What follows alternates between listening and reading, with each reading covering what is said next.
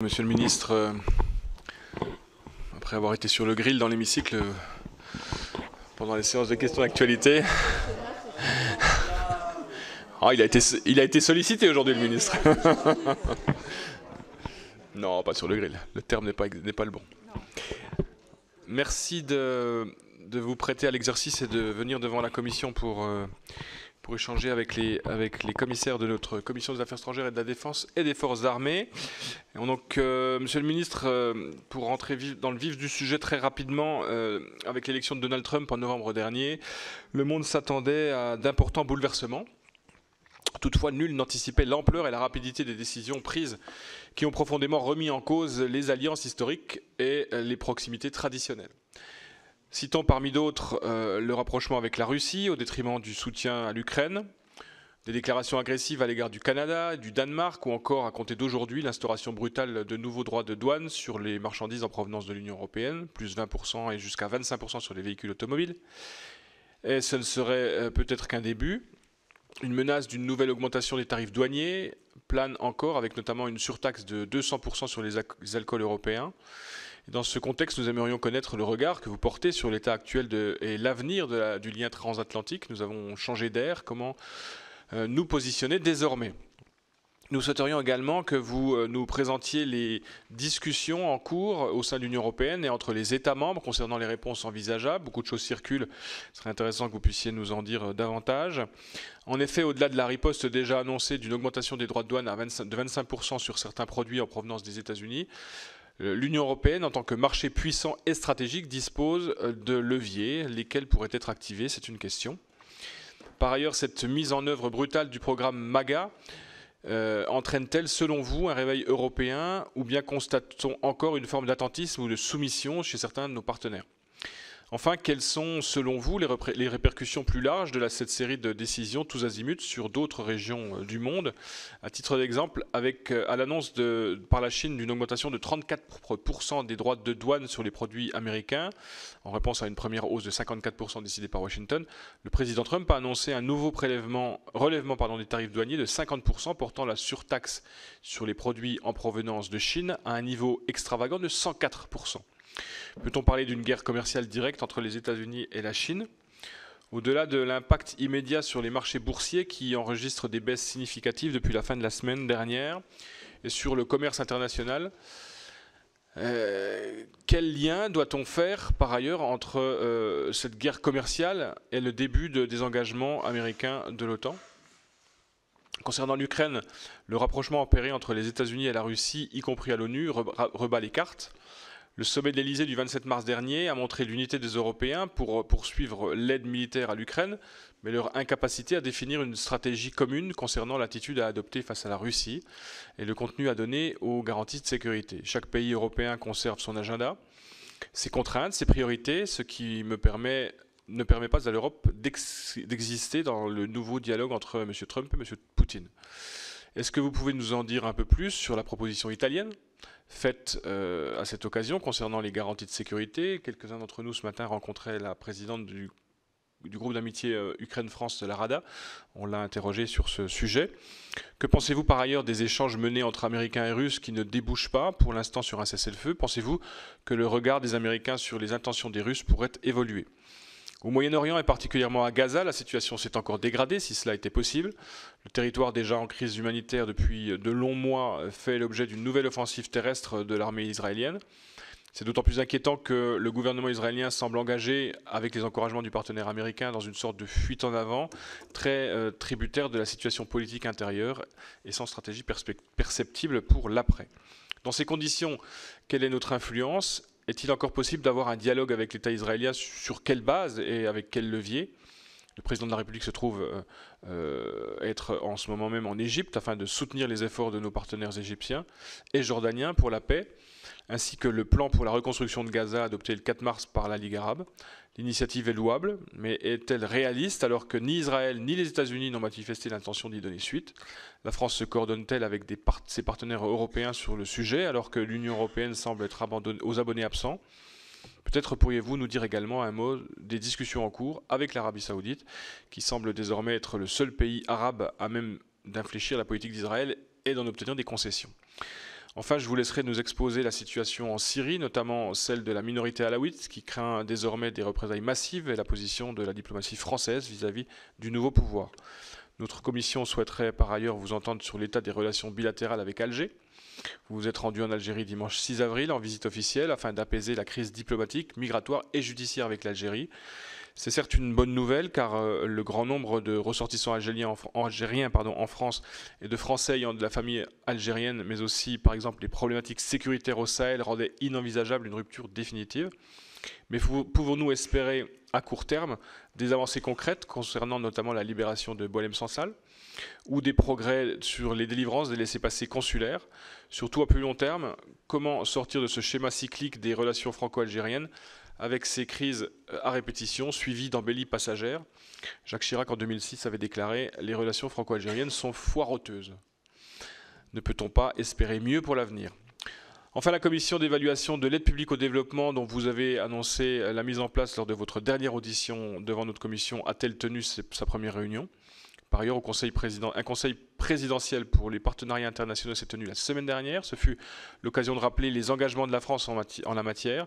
Mais n'est-il pas paradoxal de se présenter comme l'antithèse de Donald Trump dans ce domaine, alors que l'aide au développement sera amputée d'un tiers en 2025? Mais là-dessus, vous comme nous étions d'accord lors de la séance de vote du budget. Je rappelle que cette audition est diffusée sur le site internet du Sénat et sur les réseaux sociaux, et donc je suis sûr qu'elle sera très suivie. Monsieur le ministre, avant de donner la parole à mes collègues, je vous laisse la parole pour un temps d'une vingtaine de minutes. Merci. Merci Monsieur le Président, Mesdames et Messieurs les sénateurs de la Commission des Affaires étrangères, de la Défense et des Forces armées, pour votre invitation qui me donne l'occasion une nouvelle fois de vous remercier pour votre engagement à porter la voix de la France dans les très nombreux déplacements qui vous emmènent dans toutes les régions du monde. Je sais combien la diplomatie parlementaire peut apporter aux côtés de la diplomatie que nous menons, et je vous remercie donc beaucoup pour votre engagement. Cette invitation tombe à point nommé. Elle me permet en quelques mots de vous faire un bilan de l'action menée depuis 100 jours, peut-être un peu plus, que le gouvernement de François Bayrou a été nommé. Puis je vous dirai en quelques mots ensuite ce que nous envisageons pour les 100 jours qui viennent. En commençant donc par quelques éléments de bilan, avec comme premier chantier le réveil stratégique de l'Europe et la sécurité de l'Ukraine, sujet sur lesquels vous m'avez longuement interrogé, Monsieur le Président. Ces dernières semaines, nous avons considérablement progressé sur le chemin d'une résolution durable de cette crise, même si elle est encore incertaine, avec la proposition franco-britannique de cesser le feu d'1 mois dans les airs, en mer, et sur les infrastructures énergétiques, qui a été reprise par le président ukrainien dans le cadre de ses échanges avec les États-Unis, qui ont insisté, quant à eux, pour un cessez-le-feu immédiat de 30 jours sans condition, et qui englobe à la fois les airs, les mers, mais aussi la terre, ou en tout cas le terrain. Les Ukrainiens, le 9 mars dernier, ont consenti à cette proposition. Quant aux Russes, depuis bientôt 1 mois, depuis 1 mois, jour pour jour, après avoir laissé croire qu'ils l'accepteraient, l'ont finalement rejeté, ou en tout cas n'ont toujours pas donné de réponse. Le constat désormais est clair, la Russie cherche à gagner du temps en se livrant à des manœuvres dilatoires. Elle poursuit ses frappes sur les infrastructures énergétiques et se livre à des crimes de guerre. Elle vient de lancer la plus vaste campagne de conscription depuis 14 ans, avec 160 000 nouveaux soldats. Et ce qu'il me semble, c'est qu'à ce stade, la Russie doit rendre des comptes aux États-Unis qui s'efforcent depuis plusieurs semaines de mettre en œuvre un effort de médiation. Deuxième chantier, l'accompagnement du Liban sur le chemin de la reconstruction. Alors que le Liban était au bord de l'abîme à l'automne dernier, nous avons réussi à négocier avec nos partenaires américains un cessez-le-feu qui a restauré la sécurité et la stabilité du pays et qui continue de tenir malgré les tensions récentes. Les troupes israéliennes se sont retirées de 99% des territoires qu'elles occupaient au Liban. Nous avons aidé à mettre un terme à 2 ans et demi de vacances institutionnelles. Le président Joseph Aoun a été élu au mois de janvier. Il a été d'ailleurs reçu par le président de la République le 28 mars. Avec le Premier ministre Nawaf Salam, il lui revient désormais de donner corps à ce nouvel espoir. Et puis nous continuerons d'accompagner le Liban en organisant une conférence internationale dédiée à la reconstruction du Liban cet automne à Paris. D'ici là, nous engageons Israël à entrer dans une discussion pour son retrait définitif des 5 points qu'il continue d'occuper, pour faire aboutir la discussion sur le règlement des questions liées à la frontière. Puis nous poursuivons nos échanges avec les autorités libanaises pour que les forces armées libanaises renforcées, si je puis dire, soient en mesure de parachever le désarmement du Hezbollah. Troisième chantier, un engagement lucide et conditionnel en Syrie.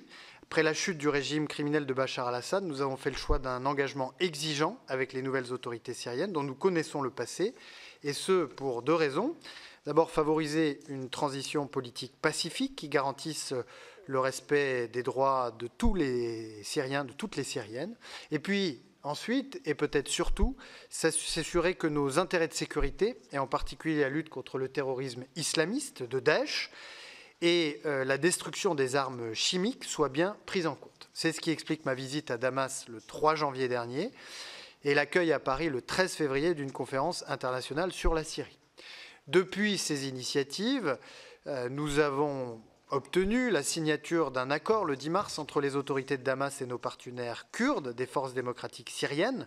Cet accord doit garantir la prise en compte de leurs droits et de leurs intérêts dans la transition et nous permettre de poursuivre ensemble le combat contre le terrorisme. Nous avons obtenu aussi que l'Organisation pour l'interdiction des armes chimiques, l'OIAC, puisse se rendre en Syrie pour détruire les stocks d'armes chimiques illégales du régime. C'est un engagement qui est lucide, exigeant, conditionnel et réversible. Nous avons, à ce titre, condamné avec force les massacres qui ont visé des civils alaouites et fait savoir aux autorités de Damas que, sans lutte résolue contre l'impunité, nous ne saurions procéder à des levées de sanctions. Et d'ailleurs, nous allons proposer incessamment des sanctions européennes visant les responsables de ces massacres ayant fait de trop nombreuses victimes au sein des communautés alaouites de l'ouest de la Syrie. 4e chantier, le renouvellement de nos partenariats en Afrique. À la fin du mois de novembre, nous avons accueilli à Paris le président du Nigeria, qui est la première puissance démographique du continent. Il s'agissait de la première visite d'État en France depuis 2017. Je recevrai d'ailleurs ce soir les gouverneurs des régions du Nigeria pour un échange qui permettra de faire le suivi de cette visite d'État. À la mi-janvier, nous avons accueilli en visite d'État le président de l'Angola, qui a pris la présidence de l'Union africaine 1 mois plus tard. J'ai effectué plusieurs déplacements en Afrique subsaharienne à mon niveau, à la frontière soudanaise, pour témoigner de notre mobilisation sans faille face à la première crise humanitaire du monde. À Addis Abeba, pour relancer, 5 ans après la dernière édition, notre dialogue stratégique avec l'Union africaine. À Tiaroy, au Sénégal, pour poser des mots justes sur notre histoire commune. À Johannesburg, pour porter la voix de la France au G20, présidé cette année par l'Afrique du Sud. À Kinshasa et à Kigali, pour appeler les chefs d'État congolais et rwandais à privilégier la diplomatie plutôt que la voie des armes. 5e chantier, des avancées dans les négociations commerciales en Chine. Mon récent déplacement sur place nous a permis de franchir une première étape dans le règlement de notre différend sur le cognac et l'armagnac. Ces produits étaient sous la menace d'une application de droits de douane de 39%, une application définitive, et l'accès aux magasins hors taxes, les duty-free, était bloqué. Le dialogue exigeant que nous avons conduit là-bas a permis que les marchandises déjà arrivées en Chine puissent approvisionner les duty-free, et puis les autorités chinoises, au plus haut niveau, m'ont confirmé leur décision de repousser de 3 mois une éventuelle application des droits de douane définitifs. C'est une étape importante, c'est un sursis utile. Prochaine étape, le dialogue de haut niveau qui sera conduit par le ministre de l'économie et des Finances le 15 mai prochain avec son homologue chinois. 6e chantier, la réussite du sommet pour l'action sur l'intelligence artificielle qui a réuni plus de 100 pays à Paris les 10 et 11 février dernier. Il était coprésidé par l'Inde et le Premier ministre indien Narendra Modi était présent. Il a d'ailleurs poursuivi son séjour en France par une visite officielle qui l'a conduit à Marseille notamment. Les discussions ont permis, et à Cadarache, les discussions ont permis d'aboutir à une déclaration abordant pour la première fois les enjeux de l'intelligence artificielle dans leur globalité, environnementaux, sociaux et démocratiques. Et puis, nous avons réussi à obtenir l'annonce de 109 milliards d'euros d'investissement privé en France et 50 milliards d'euros supplémentaires de la part de la Commission européenne, ce qui témoigne de l'attractivité de la France. Septième et dernier chantier que je voulais évoquer aujourd'hui, la libération de nos otages français, et en particulier de nos otages en Iran, puisqu'après des mois de mobilisation et 4 entretiens avec mon homologue iranien, nous avons obtenu la libération d'Olivier Grondeau le 17 mars 2025. Je sais, Monsieur le Président, combien cette commission s'est mobilisée pour sa libération, ainsi que celle de nos 2 autres compatriotes, Jacques Paris et Cécile Collère, toujours détenus, retenus en otage. Au cours de leur audition, ici même, le 5 mars, les proches de nos otages et ex-otages ont livré un témoignage poignant qui a renforcé toute notre détermination. Pour les libérer, nous allons accentuer encore la pression sur le régime iranien. Nous allons adopter lundi prochain à Bruxelles, à Luxembourg, des sanctions européennes additionnelles contre les responsables iraniens de la politique d'otages d'État. Et puis, d'autre part, face aux violations inacceptables du droit de nos 2 compatriotes à la protection consulaire, nous sommes en train de préparer une plainte contre l'Iran devant la Cour internationale de justice pour violation du droit à la protection consulaire. Puis je profite de mon passage médiatisé devant cette commission pour appeler l'ensemble de nos compatriotes, de nos ressortissants, à ne pas se rendre en Iran, et à l'ensemble de nos ressortissants qui sont aujourd'hui de passage en Iran, à revenir en France, à quitter le territoire pour ne pas prendre le risque d'être détenus arbitrairement ou d'être retenus otages à leur tour. Mesdames les sénatrices, messieurs les sénateurs, aucun de ces éléments de notre action depuis 100 jours n'aurait été possible sans le savoir-faire exceptionnel des diplomates français, ambassadrices, ambassadeurs, directrices et directeurs dont l'engagement, le professionnalisme et le dévouement font honneur à la France. J'entends parfois des voix s'élever pour critiquer leur prétendue mollesse ou leur prétendue faiblesse.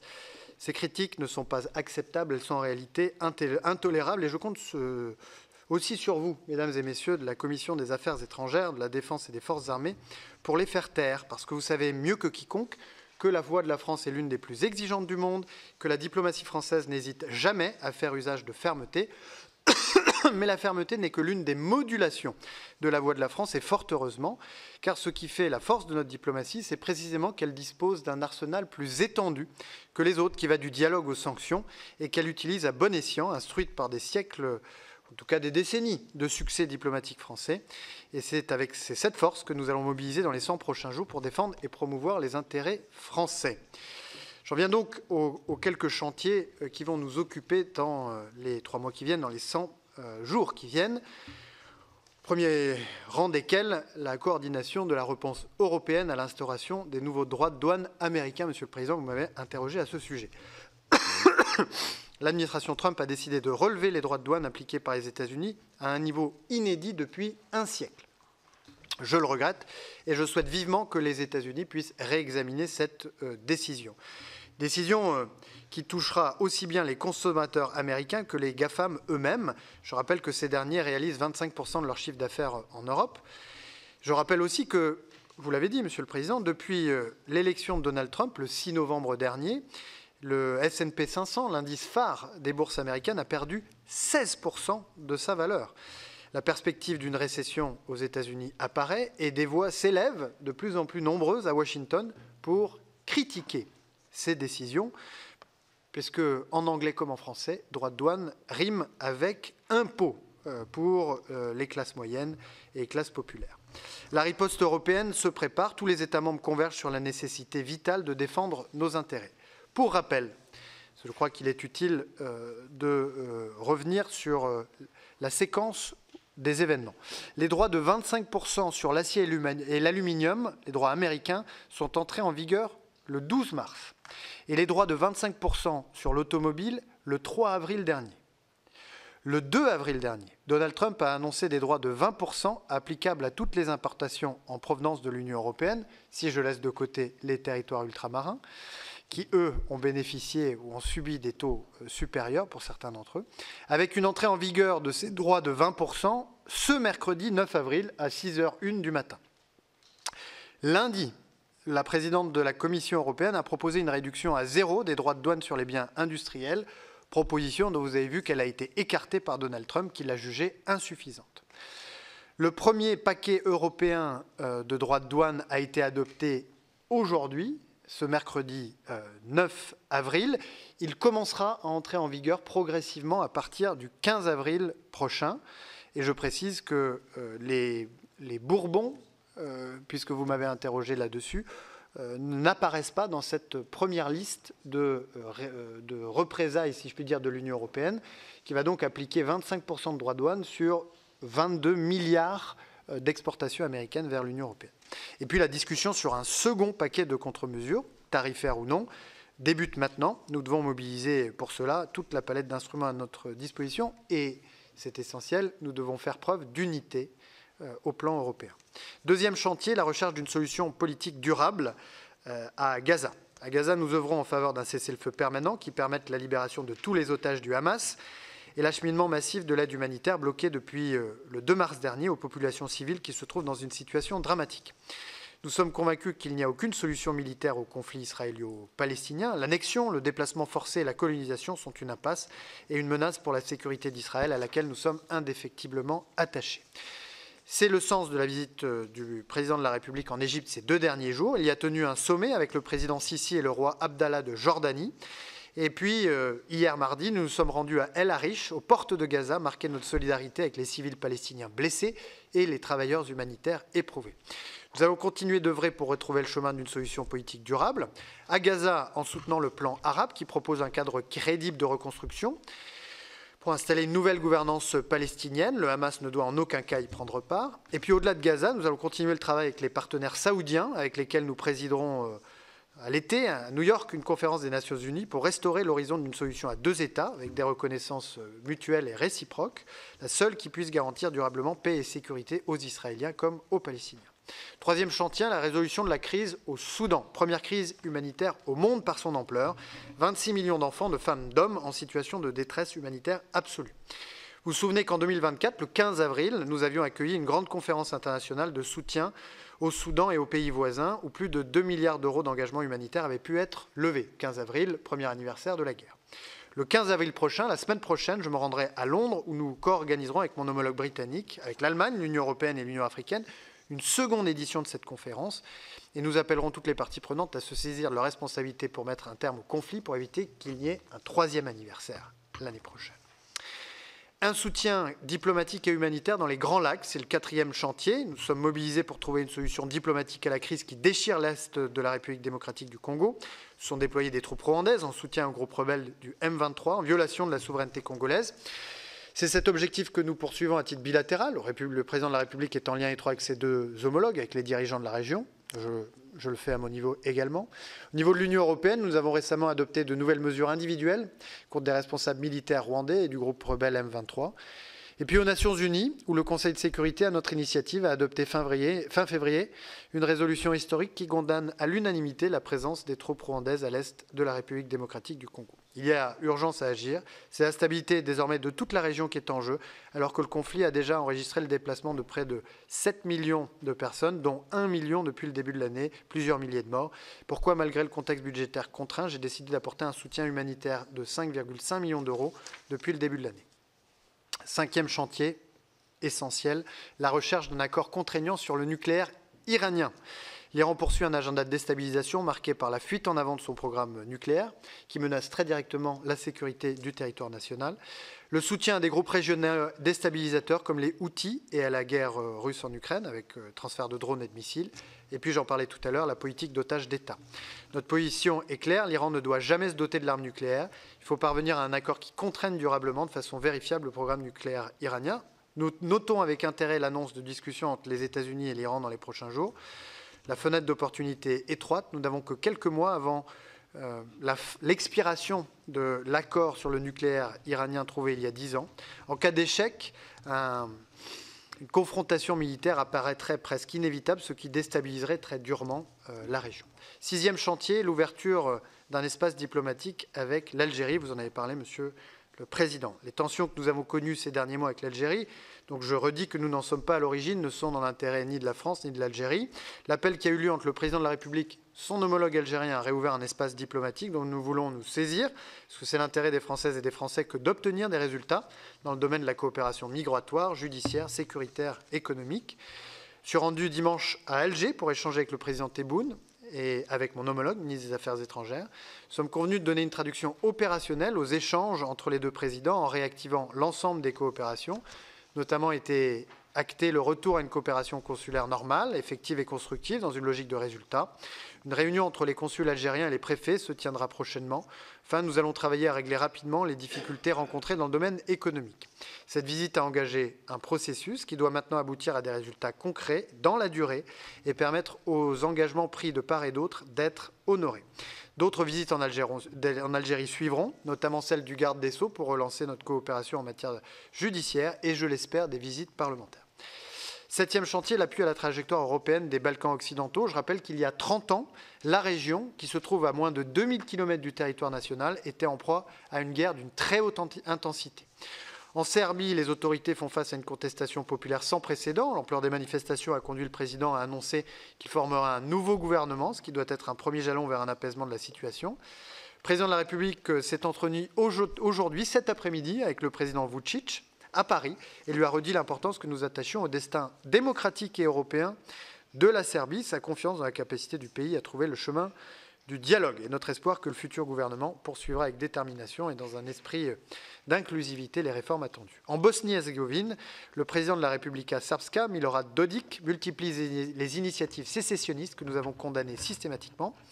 Nous avons donné notre accord à un renforcement de l'opération de l'Union européenne, EUFOR Althea, soutenue par l'OTAN, qui est sous commandement français, avec le déploiement de la force de réserve intermédiaire, soit 400 personnels supplémentaires qui pourront se mettre en situation de pacifier la situation si elle venait de s'envenimer. À ma demande, Benjamin Haddad s'est rendu sur place, à Sarajevo, les 4 et 5 avril, pour s'entretenir avec les autorités, mais aussi avec l'opposition en Republika Srpska et la société civile.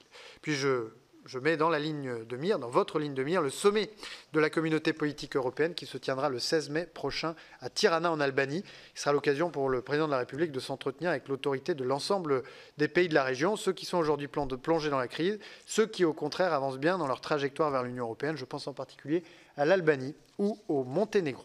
8e chantier, le soutien à l'Arménie. Dans le Caucase, nous avons salué l'annonce de l'aboutissement des négociations sur le traité de paix entre l'Arménie et l'Azerbaïdjan.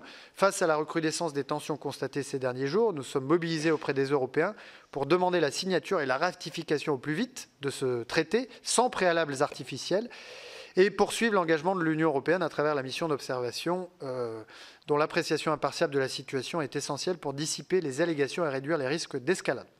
La mise en place d'un mécanisme conjoint d'investigation des incidents, tel que proposé par l'Arménie, serait aussi une mesure utile de confiance et de transparence. La France continuera à soutenir indéfectiblement la résilience et la souveraineté de l'Arménie, la détermination du gouvernement Pachinian à maintenir le cap de l'indépendance, de la démocratie et de la paix est remarquable, alors que la Russie ne cache pas son hostilité.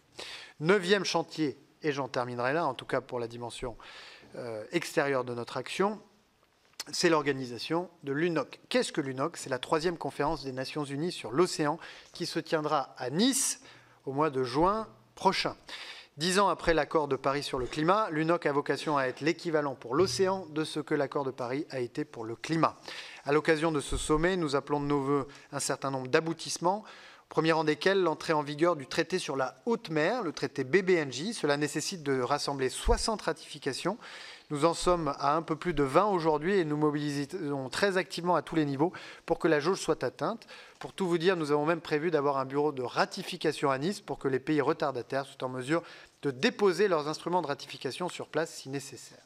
J'en viens pour finir au chantier de transformation du ministère lui-même, avec, je dirais, 2 points importants sur lesquels je voudrais appeler votre attention. Le premier, c'est le réarmement du ministère de l'Europe et des Affaires étrangères à l'heure de la guerre informationnelle. La France est le pays européen le plus ciblé par les ingérences étrangères en 24. 152 cas détectés entre novembre 23 et novembre 24 sur les 505 cas étudiés dans le rapport annuel du service d'action extérieure de l'Union européenne. 2024 a apporté beaucoup de preuves que des opérations d'influence, et en particulier russes, étaient menées à l'encontre de nos intérêts, de nos populations sur le territoire national ou ailleurs. La France a des atouts pour répondre, nous les avons développés ces dernières années, mais nous devons investir davantage pour informer les Français et faire échec à ces opérations. Et plus généralement, la France doit se muscler, non seulement pour se défendre contre les opérations d'ingérence numérique étrangère, mais aussi pour faire entendre sa voix dans une époque où l'espace informationnel s'est fragmenté et où il nous faut nous réinventer et nous saisir de tous les outils disponibles pour que cette voix puisse être entendue. Il ne suffit plus de faire paraître des communiqués de presse sur le site internet du Quai d'Orsay pour que la voix de la France soit entendue. Et puis le deuxième chantier qui, à mon sens, est très important et auquel vous êtes invités à contribuer, mesdames et messieurs les membres de la Commission des Affaires étrangères, c'est de tourner la diplomatie et le ministère de l'Europe et des Affaires étrangères vers les Français. Dès mon arrivée, je me suis fixé pour objectif de resserrer le lien entre ce ministère régalien, qui est sans doute le ministère régalien le moins bien connu de nos compatriotes, et les Français. Ce que je souhaite, c'est que nous puissions créer entre les Français et leurs diplomates un lien diplo-nation, comme il existe un lien armée-nation. Parce que ce qui se passe au-delà de nos frontières n'a sans doute jamais eu autant d'impact sur la vie quotidienne de nos concitoyens qu'aujourd'hui. Ce chantier de transformation est très profond, il touche à toutes les dimensions de l'action du ministère, pas seulement celles qui concernent le ministre et son cabinet, il vise à mieux mesurer et valoriser l'impact de ce ministère dans sa réponse aux préoccupations des Français en matière d'emploi, de transition écologique, de santé, d'immigration, de lutte contre le terrorisme. Il vise à accroître les liens entre ce ministère, les Français et leurs représentants en soutenant la diplomatie économique, la coopération décentralisée, la diplomatie parlementaire. Les collectivités territoriales, et je le dis ici au Sénat, sont le premier partenaire du ministère de l'Europe et des Affaires étrangères. Je veux avancer avec les élus des régions, des départements, des collectivités transfrontalières pour lever les irritants auxquels nos concitoyens transfrontaliers sont confrontés et agir de concert avec toutes celles et ceux qui, au quotidien, participent à l'action internationale de notre pays. À mon niveau, j'ai commencé, je continuerai à multiplier les déplacements sur le territoire national, car à mon avis, c'est le rôle du ministre de l'Europe et des Affaires étrangères d'aller très régulièrement à la rencontre de nos compatriotes, et pas uniquement de nos compatriotes établis à l'étranger. Les Français sont préoccupés par la situation internationale, ils ont besoin qu'on leur mette les cartes en main, en tout cas ils le demandent. Il s'agit d'une exigence démocratique d'autant plus importante que nos ennemis, nos adversaires, n'hésitent pas à recourir à la subversion pour tromper les esprits. Puis enfin, nous allons ouvrir en grand les portes du Quai d'Orsay pour que des visites puissent y être organisées auprès de tous les publics, afin que chacun comprenne bien les ressorts de la diplomatie, ses métiers, pourquoi elle est si utile au quotidien et pourquoi il est essentiel dans ce moment où s'installe un nouveau désordre mondial, eh bien, que nous puissions réarmer la diplomatie française, mais également les esprits pour défendre toujours plus ardemment les intérêts de notre pays et de nos concitoyens. Merci, Monsieur le Président. Merci, Monsieur le Ministre. J'ai une grande liste de questions. Nous allons commencer avec Olivier Cigolotti. Je rappelle qu'on essaie de faire court. J'ai un bon paquet de questions. Merci beaucoup. Merci, Monsieur le Président. Merci, Monsieur le Ministre.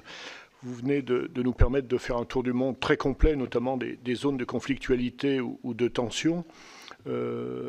J'aurais souhaité vous interroger sur la situation en Turquie, puisqu'il y a quelques jours, l'incarcération du maire d'Istanbul, Ekrem İmamoğlu, et de nombreuses personnalités du CHP constituent une énième provocation et une énième atteinte à la démocratie et à un état de droit.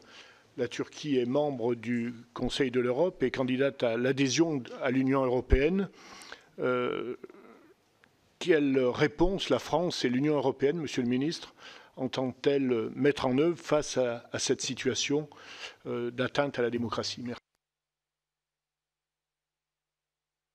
Merci, Monsieur le Président. Je me suis entretenu à ce sujet le 2 avril dernier, c'est-à-dire mercredi dernier, ou mardi dernier, avec le ministre des Affaires étrangères turc en visite à Paris. J'ai pu évoquer à cette occasion les sujets d'actualité internationale, mais également la relation bilatérale entre la France et la Turquie, marquée par une dynamique positive de nos échanges commerciaux. J'ai pu également lui faire part de notre vive préoccupation après les manifestations de masse qui ont fait suite à l'arrestation d'Ekrem İmamoğlu comme vous l'avez évoqué. Dès le 19 mars, la France a réagi officiellement à l'arrestation d'Ekrem İmamoğlu et d'une centaine d'autres personnalités, dont les maires de 2 districts stambouliotes. Nous avons de nouveau fait état de nos profondes préoccupations le 23 mars à la suite de l'incarcération d'Ekrem İmamoğlu et de plusieurs de ses co-accusés. En tant qu'État membre du Conseil de l'Europe, la Turquie a librement souscrit à des engagements en matière de respect de l'état de droit, des principes démocratiques et du pluralisme. Le respect de ces engagements demeure un élément central de nos relations.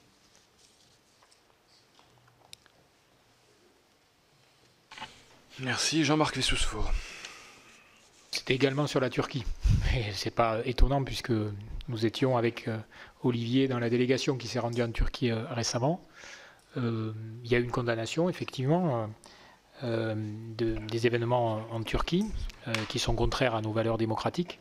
Est-ce que si la situation devait se dégrader, et notamment si la répression devait augmenter, est-ce qu'on peut imaginer une condamnation encore plus forte et pourquoi pas même des sanctions vis-à-vis de la Turquie? Est-ce que c'est quelque chose que vous avez imaginé? Merci, Monsieur le Président. Bon, je crois qu'il faut s'abstenir de faire de la politique fiction. L'important était que la France puisse exprimer, que le Conseil de l'Europe puisse également le faire, exprimer une vive préoccupation vis-à-vis des événements récents en Turquie, en espérant que la situation ne se dégrade pas. Je vous remercie, puisque vous me tendez cette perche, d'avoir pris l'initiative de vous déplacer en Turquie. C'est typiquement le genre de déplacement à haute valeur ajoutée qui, par la diplomatie parlementaire, vient utilement, je dirais, compléter ou renforcer la diplomatie que nous menons en passant tous les messages au bon niveau. Merci beaucoup. Claude Malhuret. Merci, Monsieur le Président. Monsieur le Ministre, vous avez commencé votre intervention tout à l'heure par la guerre en Ukraine. Je voudrais vous poser 2 questions à ce sujet. Katia Kallas, la haute commissaire à la politique étrangère, proposait de doubler il y a un mois l'aide à l'Ukraine, l'aide militaire, pour atteindre 40 milliards d'euros. Lors du sommet européen du 20 mars, son plan a été divisé par 8. Seuls 5 milliards d'euros seront consacrés à cette aide. Est-ce que c'est une première partie qui va être complétée par d'autres ou est-ce que c'est une diminution envisagée par rapport aux prévisions annoncées par Mme Kallas? Deuxièmement, toujours sur la guerre en Ukraine, les forces ukrainiennes ont annoncé avoir capturé des soldats chinois combattant aux côtés des forces russes. Est-ce qu'il s'agit de phénomènes isolés ou est-ce qu'il s'agit d'une avancée, si je peux dire, d'une implication plus grande de la Chine comparable à celle de la Corée du Nord ou potentiellement comparable aux côtés de la Russie? Deuxième question, vous nous avez tout à l'heure dans l'hémicycle parlé des droits de douane des États-Unis en nous disant que les barrières intra-européennes représentaient aujourd'hui 40% de droits de douane supplémentaires. Et par conséquent, je voulais vous poser la question. Évidemment, la solution, c'est celle que vous disiez, c'est la suppression des barrières existantes entre les économies européennes. Est-ce que vous pouvez nous dire quel est l'état des discussions aujourd'hui pour favoriser ces investissements sur l'union bancaire et le marché unique des capitaux? Est-ce que également, dans les réunions récentes, le problème de la taxe GAFAM a été évoqué? Et est-ce que l'Europe a aujourd'hui une position là-dessus? Et enfin, dernière question sur les droits de douane. La Chine annonce des droits de douane. Vous avez tout à l'heure brossé le tableau, donc je n'y reviens pas. Mais évidemment, nous savons tous que la première réaction ou la deuxième réaction de la Chine va être d'essayer de vendre un maximum et de se tourner vers le continent européen et qu'il va falloir y répondre. Quelle est la réponse envisagée aujourd'hui et notamment est-ce que l'Europe envisage des droits de douane sur des produits chinois au cas où où la Chine se retournerait vers l'Europe pour compenser le déficit de ses exportations vers les États-Unis? Merci Claude. Je rappelle chacun à la concision, puisque j'ai 17 demandes de prise de parole, et si on veut terminer dans les délais ou que tout le monde puisse s'exprimer, il en faut faire 1 minute, une question. Merci beaucoup, Monsieur le Ministre. Merci Monsieur le Président. Monsieur le Président Malhuret, sur le soutien financier et militaire à l'Ukraine, l'initiative de Kaja Kallas continue d'être discutée et à mon avis, je pense qu'il y a une possibilité relativement élevée qu'elle puisse aboutir très prochainement. Mais il existe également d'autres instruments très puissants de financement de l'effort de guerre ukrainien. Et en particulier, le soutien financier issu de la ponction des revenus tirés des actifs russes gelés, qui représente un soutien financier de 18 milliards d'euros à l'Ukraine pour l'année 2025, avec 3 milliards d'euros, je dirais, apportés dès le mois de janvier, 1 milliard d'euros par mois de l'année 2025, et puis 6 milliards d'euros au mois de décembre. Nous avons beaucoup plaidé pour que ces versements puissent être anticipés de manière à ce que l'Ukraine puisse bénéficier de liquidités au plus vite. Et puis par ailleurs, bien sûr, il y a les annonces récentes de la Commission européenne, et en particulier le programme dit SAFE, S-A-F-E, qui doit permettre à la Commission européenne d'emprunter jusqu'à 150 milliards d'euros sur les marchés au profit des États membres qui le souhaiteraient pour procéder à des acquisitions, y compris des acquisitions conjointes avec l'Ukraine. S'agissant de la participation de mercenaires ou de soldats chinois à l'effort de guerre russe, je ne peux pas confirmer qu'elle est avérée à ce stade, mais si elle était avérée, nous la condamnerons comme nous l'avons fait pour les soldats nord-coréens qui ont combattu et qui ont été déployés en Russie. Sur les droits de douane, le chiffre de 45% que je citais tout à l'heure, c'est-à-dire le droit de douane implicite lié aux barrières résiduelles sur le marché unique européen, vient d'une présentation de M. Draghi, une présentation récente qui reprenait un certain nombre d'éléments de son rapport. Comment abaisser ces droits de douane implicites au sein du marché unique ?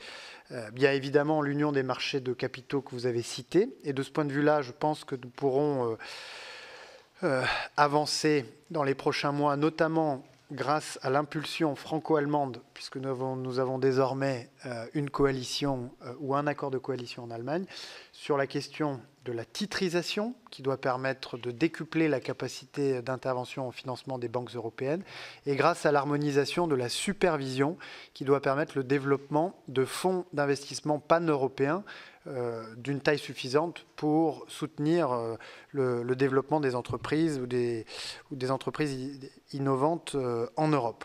Autre élément qui me paraît important, c'est le 28e régime,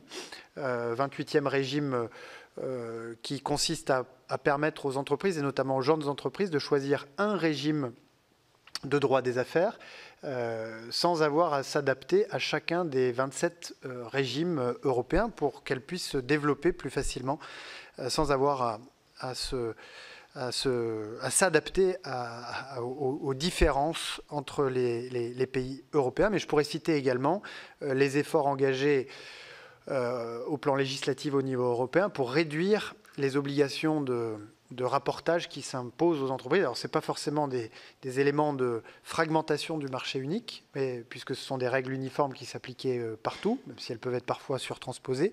C'est des éléments de simplification qui donneront un peu d'air aux entreprises. Puis, quant à la taxe sur les services numériques, nous considérons, quant à nous, que nous étions parfaitement légitimes ou fondés à la mettre en œuvre. Elle a d'ailleurs très clairement été adoptée dans un moment où l'OCDE avait trouvé les bases d'un accord qui aille bien au-delà de l'Union européenne et qui n'attendait, si je puis dire, plus que l'endossement des États-Unis qui tardait à venir.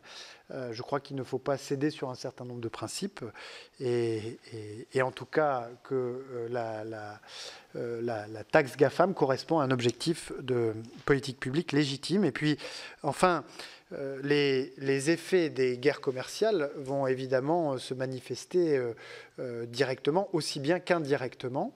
Il nous faudra donc être particulièrement vigilants. Il existe des mécanismes qui ont déjà été activés par le passé au sein de l'Union européenne, des clauses de sauvegarde pour éviter que certains secteurs puissent être déstabilisés par l'afflux massif d'importations étrangères. Et donc, il faut se tenir prêt à ce que l'ensemble des instruments de défense commerciale développés ces dernières années puissent être mobilisés au service de la défense de nos intérêts commerciaux, de nos intérêts industriels et technologiques. Merci. François Bonneau. Monsieur le Président, Monsieur le Ministre, l'Armagnac et le Cognac réunis dans cette salle, sans oublier la Charente-Maritime, vous remercie pour les efforts répétés que vous faites pour les spiritueux, qui sont largement contributeurs au commerce extérieur français.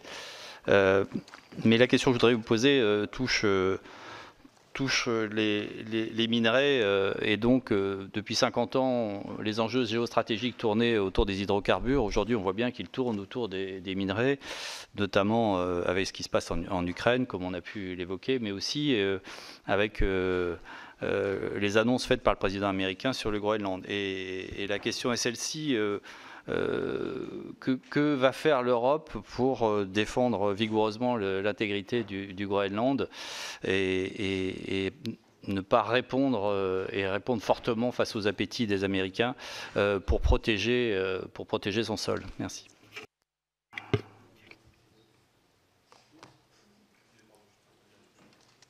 C'est pas bien.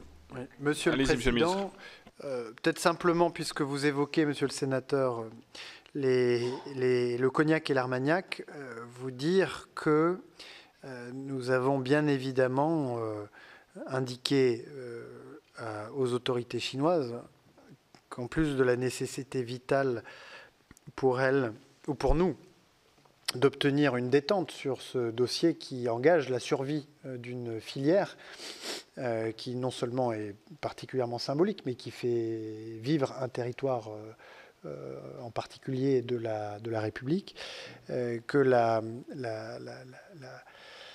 relation commerciale que l'Union européenne a avec la Chine doit être équilibrée si nous souhaitons qu'elle soit soutenable.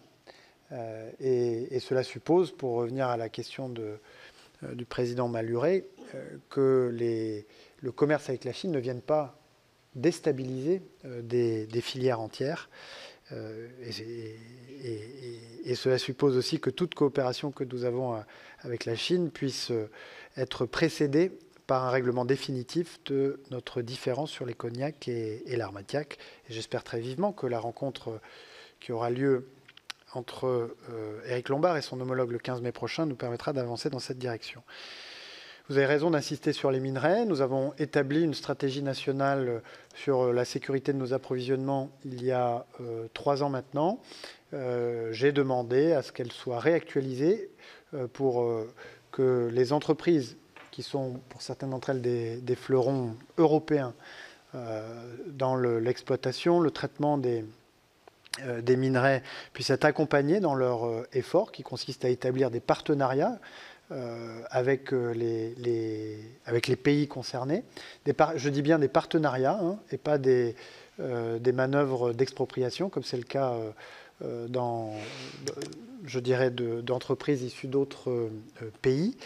Et s'agissant plus particulièrement du Groenland, nous avons réaffirmé lors de la visite du roi du Danemark, Frédéric X, qui a été reçu au Sénat, dans le préambule de notre partenariat stratégique, que nous étions très attachés à l'intégrité territoriale, à la souveraineté du Danemark, le Danemark incluant l'ensemble de ses territoires ultramarins.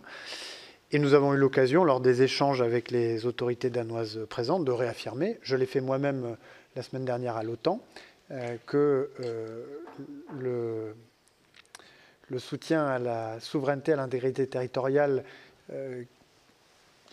que l'ensemble des pays membres, ou que les pays européens, que les pays membres de l'OTAN ont exprimé vis-à-vis de l'Ukraine, vaut aussi pour l'ensemble des pays membres de l'OTAN. Et vous avez parlé du Danemark, on pourrait parler également du Canada, qui a vu sa souveraineté, son intégrité territoriale mise en jeu. Quant à nous, du fait de la solidarité qui nous lie avec ces pays au sein de l'OTAN, et puis avec le Danemark au sein de l'Union européenne, nous ne transigerons jamais sur ces questions. Merci, Monsieur le Ministre. Compte tenu du temps et du nombre de prises de parole, je propose qu'on fasse 2 questions par 2 questions.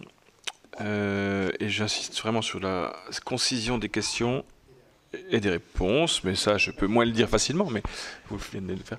Donc, Jean-Luc Ruel. Merci, Président.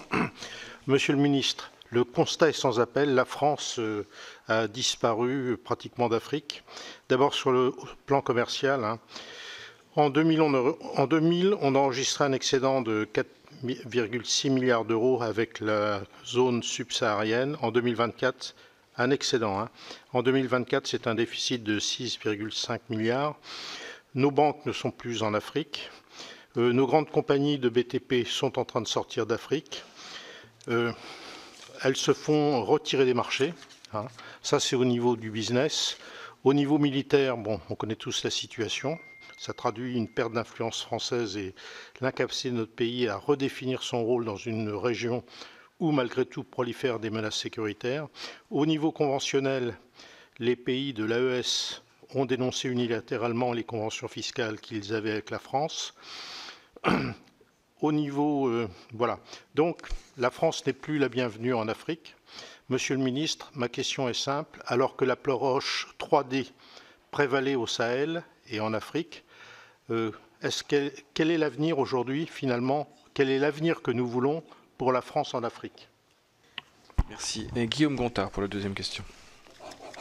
Oui, merci, Monsieur le Président. Monsieur le Ministre, je voulais revenir sur un des sujets que vous avez abordé, une question qui vous a été posée sur la Turquie. Effectivement, vous avez rappelé vos 2 interventions, que ce soit le 23 mars ou le 2 avril, et puis vous avez réitéré aujourd'hui une profonde préoccupation, une vive préoccupation.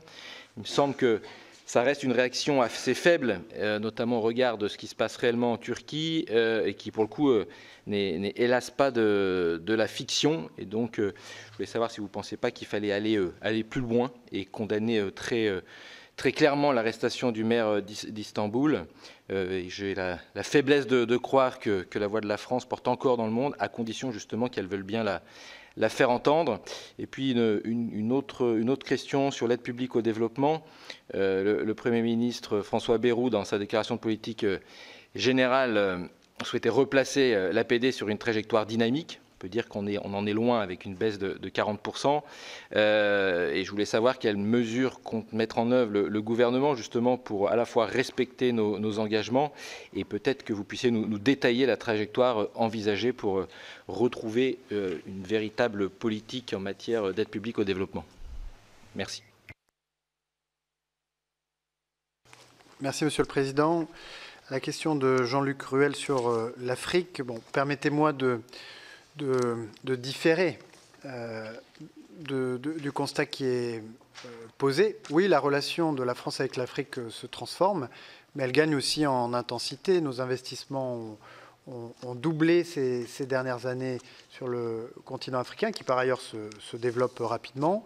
Il y a eu plusieurs dizaines de chefs d'État et de gouvernement africains qui ont été reçus par le président de la République tout au long de l'année 2024. Et puis, si je regarde ce qui s'est passé, ce qui a été signé ces 2 derniers jours en Égypte, premier pays à avoir adopté le Rafale. Si je regarde ce qui a été signé avec le Nigeria, je serai avec les gouverneurs ce soir. Si je regarde les succès des visites récentes en Éthiopie, on s'aperçoit que des relations nouvelles peuvent être établies avec les pays d'Afrique qui effectivement sont distinctes ou construites sur des bases différentes de la relation que la France pouvait entretenir avec ces pays auparavant, qui embrassent l'ensemble des dimensions de la relation bilatérale, économique, scientifique, universitaire, culturelle, et qui sont construites, j'aurais pu citer le Maroc également, de façon à, je dirais, maximiser les intérêts de la France et du pays partenaire dans une logique tournée vers l'avenir. Et nous aurons par ailleurs la semaine prochaine le forum Ancrage qui sera l'occasion de valoriser les liens entre la France et les diasporas qui sont avec certains des pays africains avec lesquels nos relations ont pu se tendre ces dernières années, un lien, un trait d'union très précieux. Sur la question de Guillaume Gontard, je reprends les termes in extenso qui ont été les nôtres le 23 mars pour face à la situation. L'incarcération du maire d'Istanbul ainsi que de nombreuses autres personnalités constituent des atteintes graves à la démocratie. La France réitère sa profonde préoccupation à cet égard. Le respect des droits des élus de l'opposition, la liberté de manifester et d'expression constituent des pierres angulaires de l'état de droit. État membre du Conseil de l'Europe, État candidat à l'adhésion à l'Union européenne, la Turquie a librement souscrit à des engagements en la matière. Le respect de ces engagements est un élément central de nos relations, ainsi que des relations entre la Turquie et l'Union européenne. Il me semble que ces propos étaient particulièrement clairs. Et puis sur la question de l'aide publique au développement, le président de la République a réuni vendredi dernier le Conseil présidentiel des partenariats internationaux, qui nous a permis de nous accorder sur les priorités qui doivent être celles de la France dans un moment où l'aide publique au développement est soumise à une double contrainte, je dirais, une contrainte budgétaire, puisque on a entendu beaucoup parler du chiffre de la baisse de l'aide américaine, 40 milliards d'euros, bon, 60 milliards selon la manière dont on compte. On oublie de rappeler que c'est 40 ou 60 milliards sur 220 milliards d'aide publique au développement au total. Donc c'est une baisse extrêmement marquée qui va provoquer non seulement des manques à gagner sur le volet humanitaire dans bien des crises, mais va aussi mettre en danger, voire en difficulté, certaines organisations humanitaires qui, pour certaines, attendent même d'être payées d'actions déjà menées pour l'année 2024. Et nous sommes en contact avec les principales ONG françaises pour les aider à trouver une solution financière en trésorerie en attendant que les sommes qui leur sont dues, puisque la Cour suprême américaine elle-même a condamné les autorités américaines à payer ces arriérés, donc les aider à traverser cette période difficile. Et puis s'agissant, donc la deuxième contrainte, elle est politique, puisque l'aide publique au développement fait de toute évidence l'objet de contestations de plus en plus vives qui appellent de notre part, et là je vous associe, vous qui connaissez l'importance de l'aide publique au développement, des partenariats internationaux pour, je dirais, donner du corps à l'action internationale de la France, à la soutenir politiquement parce qu'elle fait l'objet de critiques de plus en plus vives. Dans ce contexte, le Conseil présidentiel des partenariats internationaux a réaffirmé l'intention de la France d'activer ses leviers au niveau national, y compris le levier budgétaire, avec à minima une stabilisation des crédits et qui ne pourrait pas supporter une baisse supplémentaire, mais également une mobilisation des crédits européens, des fonds privés, en soutien des efforts de la France pour tenter de compenser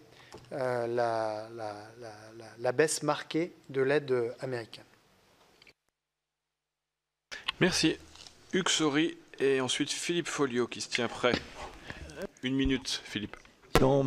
Monsieur le ministre, merci pour vos propos qui comportaient des éléments sur la situation au Soudan. Effectivement, depuis 2 ans, c'est une guerre civile et c'est un drame, un des plus terribles drames de la planète qui en comporte beaucoup, avec certainement 10 millions de déplacés et plusieurs dizaines de millions de personnes qui souffrent de la famine. Depuis 2 ans, il y a eu plusieurs tentatives de médiation qui ont échoué. Vous avez fait état d'une conférence internationale à Londres, donc le 15 avril prochain. Est-ce que vous pourriez me dire concrètement ce que la diplomatie peut faire aujourd'hui dans ce conflit? Et par ailleurs, quel est votre sentiment ou le sentiment de la France sur le risque d'extension de ce conflit, notamment au Soudan du Sud, qui est lui-même un pays nouveau et extrêmement fragile? Je vous remercie. Philippe Folliot, une question, 1 minute s'il te plaît. Merci. Oui, comme d'habitude, Monsieur le Président. Monsieur le Ministre, qui dit la vérité? Vous venez de nous dire tout à l'heure qu'il y avait des troupes rwandaises donc, dans l'est de la République démocratique du Congo. Et lors d'une rencontre ici même au Sénat il y a quelques semaines, l'ambassadeur du Rwanda nous a dit absolument le contraire. Alors pour être honnête avec vous, on vous croit peut-être plutôt vous que lui. Et que par rapport à la situation donc qu'il y a dans cette région, par rapport au et tout à l'heure on posait la question relative aux minerais. Il y a un pillage des ressources tout à fait exceptionnel et important donc au Congo. Avec des exportations du Rwanda de minerais raffinés qui ne correspondent pas du tout à la proportion des richesses minières qui sont celles de ce pays, et que donc, dans ce cadre-là, que compte faire la France pour faire de telle sorte que la paix puisse revenir dans cette région-là et que le Rwanda, les troupes du Rwanda puissent rentrer chez elles?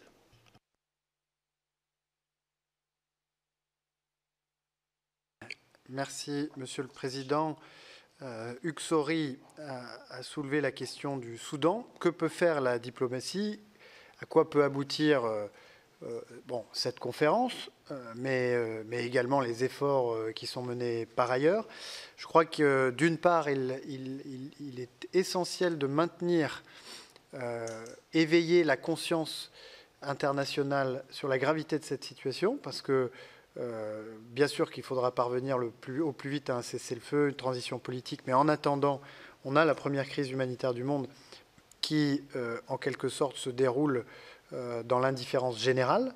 Et je crois que c'est quand même important de marquer ce 2e anniversaire pour rappeler que la crise se poursuit. Et puis, par ailleurs, en termes diplomatiques, d'appeler les responsables des 2 parties au conflit, au respect du droit international et en particulier du droit international humanitaire pour limiter l'impact de ces violences, de cette guerre sur les populations civiles. Et j'en ai déjà, je crois, parlé devant vous, mais j'ai été très frappé à la frontière soudanaise de voir les visages et les corps très marqués par ce qui, de toute évidence, constitue des crimes de guerre, des crimes de guerre en tout cas, qui ont poussé les populations civiles à chercher refuge par millions dans les pays limitrophes du Tchad, de l'Égypte, etc. Et puis enfin, sur la dimension diplomatique, il y a évidemment dans ce conflit une dimension extérieure avec des puissances tierces qui continuent d'alimenter les belligérants en armes, en matériel. Il est important qu'ils puissent cesser ce soutien pour éviter, je dirais, que l'effort de guerre ne se maintienne. Puis vous avez, à juste titre, appelé mon attention sur le Soudan du Sud, qui est une situation différente, mais qui n'est pas totalement déliée de la situation au Soudan, puisqu'il y a des liens de part et d'autre, et situation à laquelle nous restons particulièrement attentifs, mais qui ne sera pas au cœur de la conférence du 15, qui est bien centrée sur la crise au Soudan. Philippe Folliot soulève la question de la crise dans les Grands Lacs. Je vous ai dit les démarches que nous avons entreprises et que nous continuons d'entreprendre au niveau bilatéral vis-à-vis des autorités des 2 pays, mais aussi des pays de la région, puisque que ce soit l'Union africaine ou l'EAC ou la SADC, les organisations régionales ont un rôle à jouer dans la résolution de cette crise. Donc au niveau bilatéral, au niveau européen et aux Nations Unies, nous avons œuvré pour amener, si l'on peut dire, ou pour créer les conditions pour que le M23 cesse son offensive, qui aujourd'hui va très très loin de Goma, qui était je dirais le début de l'offensive, pour s'étendre au nord des Kivu, au sud des Kivu, au point de créer le risque d'une entrée ou d'une extension du conflit à d'autres pays de la région, au Burundi, au sud du Rwanda, puis l'Ouganda au nord, qui peuvent se sentir, je dirais, fragilisés par cette expansion régionale. Donc il est temps que cette offensive cesse. Vous dire ensuite qu'au moment où nous avons pris les mesures à l'Union européenne, au moment où nous avons fait adopter la résolution aux Nations Unies, il était avéré qu'une présence rwandaise était fixée, ou en tout cas était présente sur le territoire congolais en violation de la souveraineté du Congo. C'est pourquoi ces mesures ont été prises. Ensuite, vous avez raison, et c'est aussi la position de la France, de veiller à ce qu'une résolution durable puisse être trouvée à ce conflit, qui dure depuis 30 ans maintenant, et qui a des causes profondes, comme on dit, même s'il faut faire attention aux mots qu'on utilise, qui tiennent à la fois à des questions identitaires et d'accès à la pleine citoyenneté des populations de l'Est de la République démocratique du Congo, et puis à peut-être je dirais à la structuration de l'économie des minerais dans cette région, qui a peut-être parfois servi de carburant au conflit plutôt que de servir à l'apaisement du conflit. Or, nous savons que les coopérations économiques, lorsqu'elles sont structurées intelligemment, nous avons payé pour le savoir, elles peuvent conduire à stabiliser, à pacifier les solutions. Aujourd'hui, à l'est de la RDC, c'est plutôt l'inverse à laquelle nous assistons. Donc nous avons toujours proposé ou marqué la disposition de la France à travailler à cette question de résolution durable du conflit dans les Grands Lacs, mais la priorité des priorités, c'est le cessez-le-feu, parce que la crise humanitaire enfle. Merci beaucoup. Ensuite, Akli Melouli et Olivier Cadic. Alors, il y a eu beaucoup de questions, mais merci Monsieur le Président, merci Monsieur le Ministre d'ailleurs pour vos précisions. Donc je vais, pour laisser la parole à tout le monde et partager, je vais juste poser la question pour ma collègue, donc Nicole Duranton. Alors Monsieur le Ministre, donc c'est une question au nom de ma collègue Nicole Duranton, qui est présidente du groupe d'amitié France-Irak, dont je suis le vice-président. L'Irak est un pays avec lequel nous avons d'excellentes relations au niveau politique, consacrée par le partenariat stratégique signé en 2023. Malheureusement, elle peine à se traduire au niveau de la coopération concrète. Nos entreprises, en particulier les PME, sont réticentes à investir dans ce pays, alors que nous aurions de nombreux atouts à faire valoir dans le domaine de l'eau, des énergies et des énergies renouvelables, comme de l'agroalimentaire par exemple. Le même constat vaut pour la coopération culturelle et universitaire, alors que ce pays possède un patrimoine historique et artistique qui ne demande qu'à être mis en valeur. Nos universitaires ont les plus grandes difficultés à obtenir de notre administration les autorisations pour s'y rendre. Cela s'explique en grande partie par le fait que l'Irak reste entièrement classé en zone orange sur le site du ministère. Ce classement, qui n'a pas été révisé depuis plusieurs années, mérite à tout le moins d'être modulé en fonction des territoires. Le Foreign Office, lui, a choisi l'équivalent d'un classement orange pour Bagdad, le sud et la plus grande partie du Kurdistan. Peut-on envisager une évolution de ce classement qui, en l'état des choses, pénalise fortement nos entreprises et nos universitaires? Merci. Olivier est en partie. Merci beaucoup. Non, Olivier, là, pardon. Pas mal. Je cherchais Olivier Sigolotti-Saint, c'est la fatigue. Dans votre discours, Monsieur le Ministre, vous avez parlé de tourner votre ministère vers les Français de l'étranger. Et dans votre discours aux ambassadeurs, vous avez commencé par cette démarche. Je peux vous dire que ça a été très apprécié, c'était une première, et on y a été très sensible pour les Français de l'étranger. Je ne vais pas revenir sur le Rwanda, puisque j'en reviens, mais vous êtes exprimé éloquemment. Taïwan est au cœur d'enjeux très importants pour le monde. L'industrie des semi-conducteurs taïwanaise est clé pour le monde entier. Taïwan, c'est aussi une démocratie harcelée militairement par son voisin la Chine. Les exercices militaires à grande échelle de la Chine autour de Taïwan qui ont eu lieu la semaine dernière ont fait l'objet d'un communiqué commun que vous avez publié hier avec vos collègues ministres des Affaires étrangères, membres du G7. Alors je me réjouis qu'il existe encore un sujet où le G7 parle d'une seule voix. Ces actions répétées de la Chine nuisent gravement la paix, la stabilité et la sécurité du détroit de Taïwan et de la région. Avez-vous échangé avec vos partenaires du G7 sur Taïwan? Envisagez-vous de prendre des mesures de dissuasion afin de préserver le statu quo? Et est-ce qu'un ministre français prévoit d'aller à Taïwan un jour pour y promouvoir nos intérêts? Merci.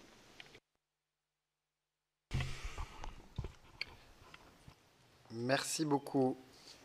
S'agissant de la question d'Aklim Eloui sur l'Irak, c'est effectivement un partenaire stratégique pour la France.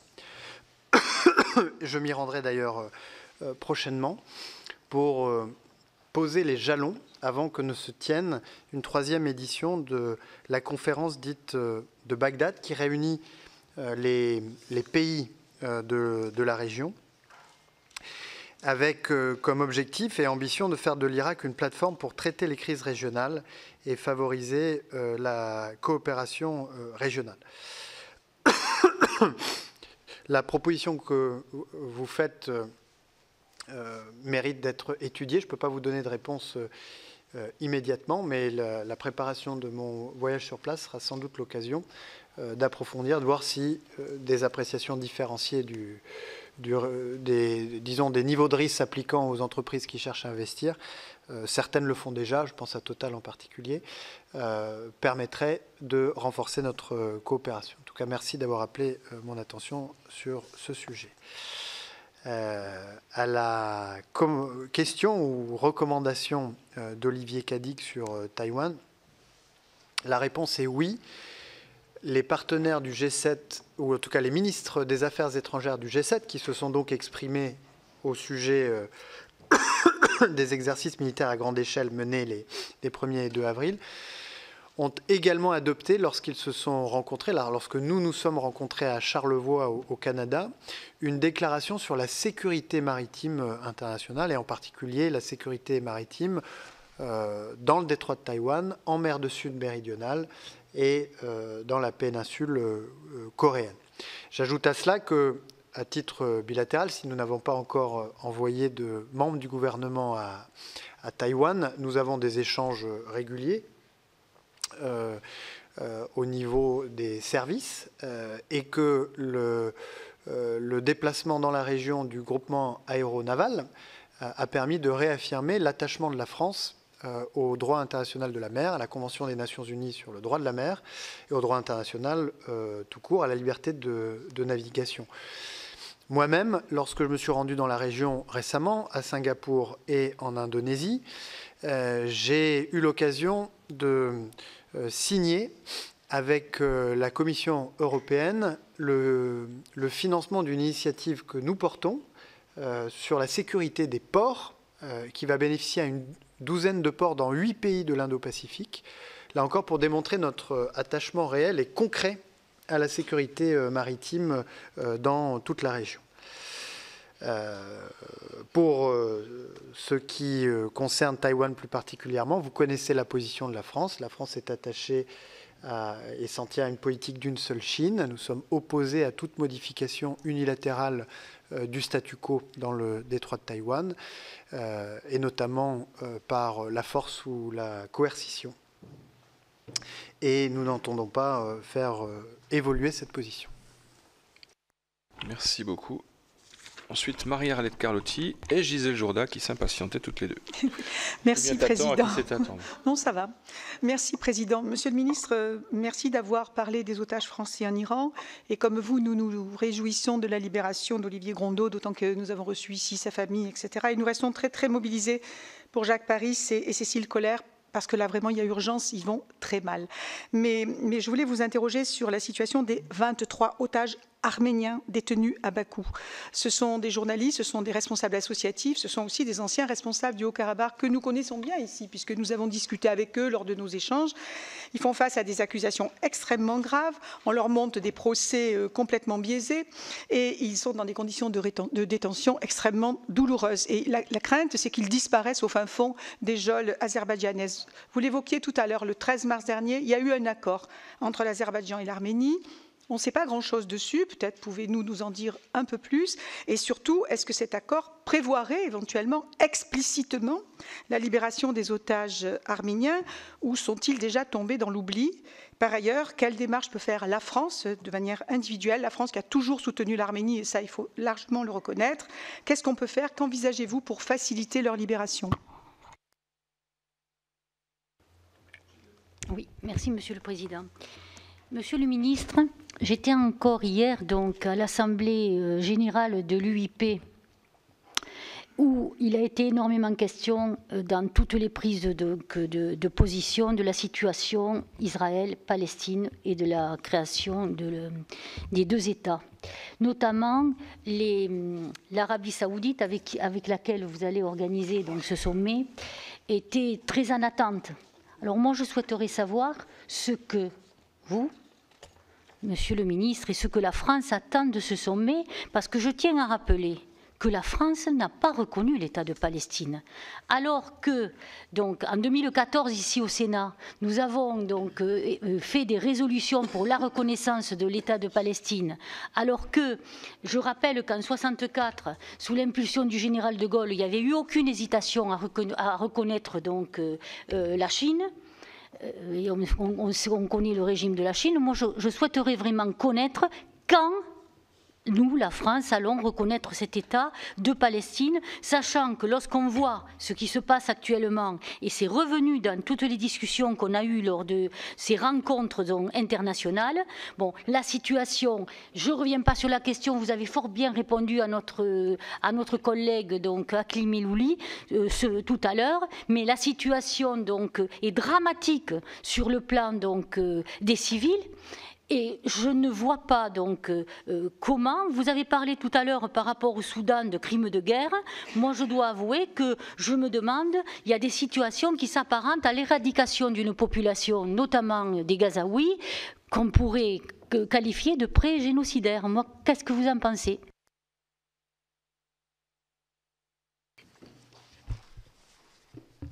Monsieur le Président, Marie-Arlette Carlotti, sur les procès des Arméniens du Haut-Karabakh que nous suivons avec attention, qui ont débuté le 17 janvier au tribunal militaire de Bakou. Nous sommes très attentifs aux inquiétudes exprimées par les organisations de défense des droits de l'homme quant à l'équité des procès et au traitement des accusés. Et la France appelle à la libération de toutes les personnes détenues arbitrairement en Azerbaïdjan. Nous formons le vœu que le processus de normalisation en cours des relations entre l'Arménie et l'Azerbaïdjan permette la résolution de la situation des prisonniers et détenus. Cependant, pour répondre précisément à votre question, il n'y a pas de mention directe du sort des prisonniers dans l'accord de paix qui a fait l'objet d'un accord, ou en tout cas qui a été agréé entre les deux parties et qui nécessite encore d'être signé. J'ajoute que la France s'est mobilisée pour apporter une assistance aux Arméniens du Haut-Karabakh qui ont trouvé refuge en Arménie. Notre assistance totale s'élève à plus de 30 millions d'euros depuis 2023, plaçant la France au premier rang des bailleurs humanitaires. Nous l'avons triplé dès le lendemain de l'offensive en septembre et renforcé grâce à l'action au Parlement. Cette action bénéficie d'une mobilisation de grande ampleur de la société civile, des collectivités territoriales aussi très mobilisées, de vos efforts qui manifestent notre solidarité à tous avec la population arménienne du Haut-Karabakh. Sur la question de Gisèle Jourda, qui disait l'Arabie saoudite attend avec impatience que la France reconnaisse l'État de Palestine.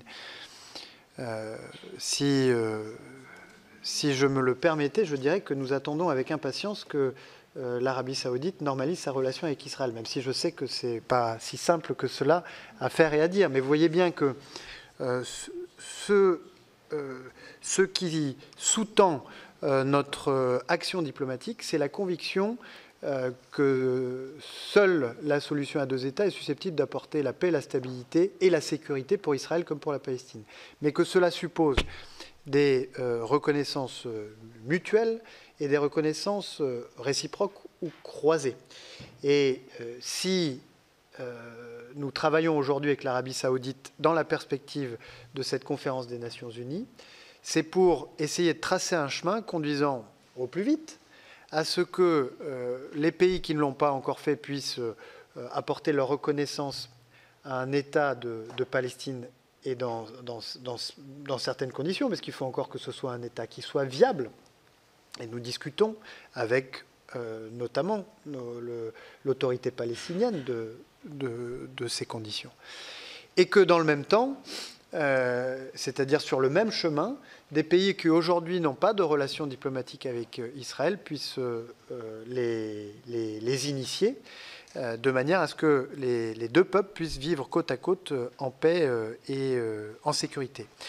Et quant au point que vous avez soulevé sur la qualification pré-génocidaire, c'est une qualification qu'il appartient à la Cour internationale de justice de faire. Ce qu'elle a fait dans ses ordonnances, c'est de soulever le risque le risque de génocide, mais en aucun cas la Cour internationale de justice n'a qualifié la manifestation du génocide. Et donc je crois qu'il faut veiller pour ne pas, je dirais, jeter de l'huile sur le feu d'un débat qui, malheureusement, est parfois trop radicalisé pour être utile au service des populations qui, sur place, sont les premières victimes des tensions. Donc veiller à ne pas déposséder les cours de justice, les gardiens du droit international, de leurs facultés, puisqu'elles ont le monopole de la qualification juridique de ces faits. S'il n'y a pas de demande, elle qualifie. Merci beaucoup. Roger Carucci et puis Michel Gréaume. Oui, Monsieur le Ministre, je ne vais pas vous faire une séance d'hémicycle. Évidemment, je ne suis absolument pas d'accord avec ce qui vient d'être dit, mais ce n'est pas très grave et ce n'est pas le sujet. Sur le Liban, je trouve que la position française est très claire. Il faut qu'Israël se retire des 5 points, en échange de quoi il faut que le Hezbollah regagne le nord de Litanie, soit désarmé au profit des forces armées libanaises. C'est la position française, c'est d'ailleurs la position israélienne. Donc sur le Liban, on doit pouvoir avancer. Sur Gaza, on doit pouvoir avancer avec un seul élément qui se retrouve dans le plan arabe, dans la position française, dans la position d'un certain nombre de sujets, y compris dans la position turque, ce qui n'est pas rien, quand chacun dit qu'il faut écarter le Hamas de la gouvernance à venir.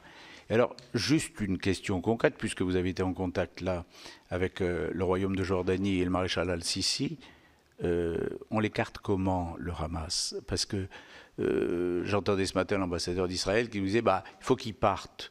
Oui, de lui-même. Comment les organisations internationales, comment les États arabes, y compris l'Égypte d'ailleurs voisine, font pour que le Hamas abandonne complètement le pouvoir à Gaza? Michel Gréaume. Monsieur le ministre, depuis l'entrée en vigueur de l'accord de post-Brexit sur les relations commerciales et de pêche entre l'Union européenne et le Royaume-Uni, de nombreux pêcheurs français, en particulier dans les Hauts-de-France, ont signalé des difficultés d'accès aux eaux britanniques ainsi qu'un manque de transparence sur les quotas alloués et les licences attribuées. Quelles démarches bilatérales concrètes la France a-t-elle entreprises auprès de Londres pour faire respecter les engagements de l'accord de commerce et de coopération? Et compte tenu de l'interdiction officielle de la pêche électrique au sein de l'Union européenne depuis juillet 2021, pouvez-vous nous détailler les démarches diplomatiques engagées par la France auprès des Pays-Bas et de la Commission européenne afin de faire cesser les pratiques de contournement de cette interdiction? La France a-t-elle demandé la mise en place d'un mécanisme de contrôle renforcé et transparent au niveau européen afin de garantir aux pêcheurs français, en particulier les artisans du littoral des Hauts-de-France, une concurrence loyale et une protection effective des ressources halieutiques? Merci.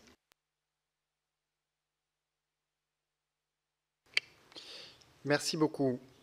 Peut-être je commence par la deuxième question d'abord, celle de Michel Gréaume. Je ne pourrais pas répondre à la question portant sur les Pays-Bas, mais je vous promets une réponse à l'issue de cette audition. Les démarches diplomatiques pour protéger l'accès de nos pêcheurs aux eaux de pêche qu'ils empruntaient ou qu'ils utilisaient avant le Brexit.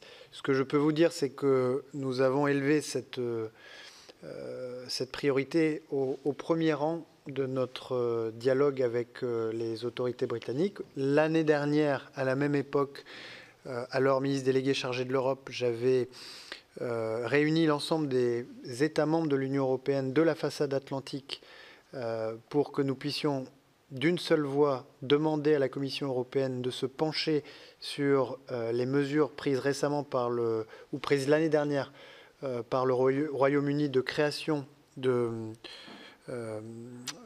zones d'air maritime protégées dans des conditions qui ne nous paraissaient pas respecter l'esprit de l'accord de coopération et de commerce qui prévoit que la création des aires maritimes protégées doit être scientifiquement motivée et ne doit pas être discriminatoire. Donc nous avons fait partir cette lettre l'été dernier et Benjamin Haddad, qui m'a succédé, a lui aussi entrepris des démarches vis-à-vis de la Commission européenne et lors de son déplacement récent à Londres, s'en est entretenu avec ses homologues en exprimant que la volonté qui est la nôtre de renforcer notre coopération avec le Royaume-Uni. Nous aurons un sommet Royaume-Uni, Union européenne je crois que c'est dans les prochaines semaines, et puis une rencontre, ou en tout cas une visite, ou un sommet bilatéral dans le courant de l'été, sans doute vers la fin de l'été, que nous avons envie d'approfondir nos coopérations, mais que cet approfondissement doit être en quelque sorte précédé par le traitement des différends qui entachent un peu la relation et l'importance pour nous de maintenir au-delà de 2026, qui est la date de renégociation des accords Brexit, le statu quo qui permet aux pêcheurs de continuer de faire leur travail. Puis sur les Pays-Bas, je vous répondrai ultérieurement. Roger Carucci, qui évoque je dirais le départ du Hamas. Alors, il y a un point qui est clair et que nous exprimons d'ailleurs, que nous avons fait nôtre. Au moment où les pays arabes ont adopté une première version de leur plan pour la reconstruction, la gouvernance et la sécurité de Gaza, c'est que s'agissant de la gouvernance, le Hamas ne peut n'y avoir aucune place. Donc c'est à mon avis désormais un objectif qui est unanimement accepté. Ensuite se pose la question de son désarmement et du départ de ses responsables, qui fait l'objet aujourd'hui de discussions entre les pays arabes qui n'ont pas tout à fait la même position sur le sujet, même s'ils voient bien que pour un certain nombre de pays, et notamment de pays qui sont des partenaires d'Israël, ce sera une condition nécessaire pour toute forme de soutien à ce plan pour le jour d'après qui traite de reconstruction, de gouvernance et de sécurité. Le départ de cadre du Hamas est à mon avis quelque chose qui peut être envisagé, même s'il suppose que des discussions puissent avoir lieu sur la manière dont un tel départ serait organisé, le moment où il pourrait avoir lieu, les pays qui seraient susceptibles d'accueillir les personnalités ou les responsables du Hamas concernés par cette mesure d'exil. Sur le désarmement, c'est pareil. Il y a des mécanismes qui existent, qui ont déjà été appliqués dans d'autres circonstances, conduisant une force comme le Hamas, en tout cas en l'occurrence c'est un mouvement terroriste, mais dans le cadre de conflits régionaux, une force à déposer les armes avec effectivement l'écartement des principaux responsables et chefs, et puis ensuite le désarmement et la réintégration civile des soldats, des combattants. Mais là encore, je ne veux pas prendre trop de... je pense que ce sont des sujets qui sont aujourd'hui sur la table, qui font l'objet de discussions entre les partenaires, entre les pays de la région et le partenaire, mais sur lesquels il faudra avancer. Je pense qu'il faudra, pour cela, s'assurer que deux conditions soient réunies, notamment pour la partie du désarmement. Donner à l'autorité palestinienne les moyens d'avoir le monopole de la gouvernance et de la force à l'intérieur de Gaza. Et puis, besoin, d'une manière ou d'une autre, d'un investissement des pays arabes. Donc tout ça, on voit bien que ce sont des processus parallèles, mais qui doivent avancer de concert pour qu'on puisse espérer obtenir des résultats. Mais en tout état de cause, je crois qu'il est désormais unanimement reconnu et accepté, que, y compris par, je crois, l'autorité palestinienne, que le Hamas ne peut avoir aucun rôle dans la gouvernance de l'enclave à l'avenir. Beaucoup. Et pour terminer, Patrice Joly et Christian Cambon. Merci Patrice. Monsieur le ministre, vous savez la tension qu'avec Patrice Joly, qui va certainement parler, et moi-même, nous portons à l'efficacité de l'aide au développement. Néanmoins, ce soir, je ne vais pas vous interroger sur la commission d'évaluation et sur l'aide au développement mise en œuvre par la France, mais plutôt pour la suite que vous pourrez sans doute donner à un rapport absolument effarant de la commission de la Cour des comptes européenne sur les sommes qui sont dépensées en faveur des ONG. 7 milliards 200 millions d'euros sont dépensés au profit d'ONG qui, pour l'immense majorité, n'en ont que le nom. Aucun contrôle n'est exercé. Seules des déclarations écrites suffisent à justifier ce statut, ce qui laisse la porte ouverte, bien évidemment, à toutes sortes de lobbying, d'organismes représentatifs d'intérêts commerciaux, politiques ou même, le cas échéant, subversifs, et qui se sont introduits dans ce dispositif. 70 000 ONG bénéficient de cette aide, dont 40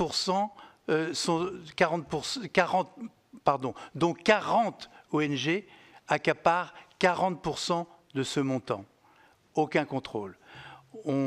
À la lecture de ce rapport absolument stupéfiant, on voit par exemple un organisme qui fait du lobbying au profit de l'industrie textile et qui déclare devant les magistrats de la Cour qu'il n'est pas une ONG. Il bénéficie néanmoins de plusieurs dizaines de millions d'euros d'entraide au titre de l'aide au développement. Alors, Monsieur le Ministre, quand on voit en parallèle les difficultés que nos malheureux élus régionaux ont pour mobiliser ne serait-ce que quelques fonds structurels européens et pour des montants bien moins importants, quelle réaction souhaitez-vous mettre en œuvre, y compris avec le soutien du Parlement, parce que je pense qu'on a un très beau sujet pour un contrôle flash de ce genre d'affaires. La réponse de l'Union européenne est absolument stupéfiante puisqu'elle se dit qu'ils vont s'engager à faire en sorte que les comptes soient un tout petit peu plus clairs. Encore une fois, c'est un véritable scandale qui ne favorise pas la bonne compréhension par nos concitoyens de l'aide au développement que l'on peut apporter et notamment qui porte beaucoup de dangers entre elles puisque ce sont des ONG qui n'en sont pas. Je rappelle qu'il faut être bénévole, qu'il ne faut pas avoir d'intérêt financier et qu'il faut être libre de toute attache commerciale, ce qui n'est manifestement pas le cas. Donc, Monsieur le Ministre, je pense que vous pourrez vous délecter de la lecture de ce rapport et en tirer, je l'espère, en informant le Parlement, toutes les conséquences nécessaires. Je vous remercie. Merci beaucoup. Et Patrice Joly pour terminer. Très bien aborder la question de Monsieur le ministre de l'aide publique au développement sous un autre angle. Tout d'abord, je voudrais simplement que l'on ait concrètement en tête ce que ça représente sur le plan humain, cette réduction des crédits qu'on a constatée aux États-Unis. Selon une enquête faite par le New York Times, c'est 1 650 000 personnes qui pourraient mourir du VIH dans l'année.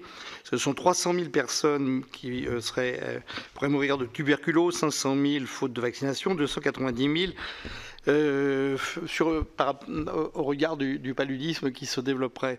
Alors c'est une partie, effectivement, l'aide, les États-Unis intervenaient principalement sur les questions sanitaires, mais la diminution des aides qu'on constate, comme en France, de l'ensemble des bailleurs de l'aide publique au développement, montre l'impact humain qu'il y a et j'y ajoute également les conséquences que ça peut avoir sur la lutte contre l'épidémie, donc sur les conséquences sanitaires, y compris chez nous.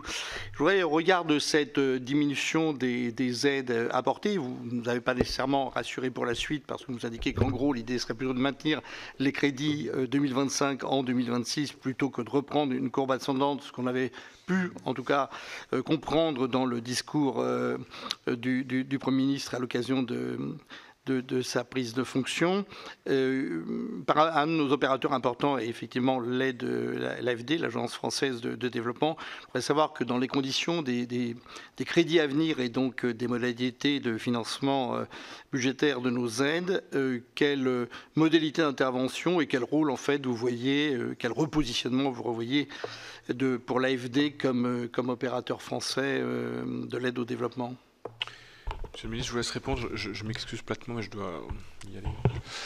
C'est Catherine qui terminera la présidence. Merci. Merci beaucoup. Monsieur le Président Cambon a choisi de ne pas m'interroger sur la commission APD, mais j'ai choisi de lui répondre.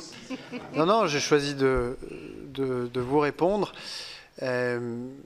Les personnalités qualifiées désignées par les ministères seront avalisées par une réunion interministérielle sous dizaines de jours. Nous attendons désormais les 2 sénateurs pour compléter le collège des parlementaires. Et puis nous lançons en parallèle et sans attendre le processus de sélection du secrétaire général de la Commission qui est nommé par le ministre pour débuter les travaux au plus vite. Merci beaucoup pour l'alerte sur le rapport de la Cour des comptes européenne sur l'attribution de l'aide publique au développement européenne. Parce que nous avons effectivement, c'était l'une des conclusions du Conseil présidentiel, bien l'intention de reprendre les choses en main. D'une part parce que il convient que les règles élémentaires de déontologie soient respectées, bien évidemment, mais ensuite et peut-être surtout, nous attendons de la Commission européenne que les différents instruments dont elle dispose pour l'aide publique au développement ou les partenariats internationaux soient déployés en pleine cohérence avec les objectifs qui sont les nôtres, que ce soit en termes géographiques ou en termes de priorités thématiques.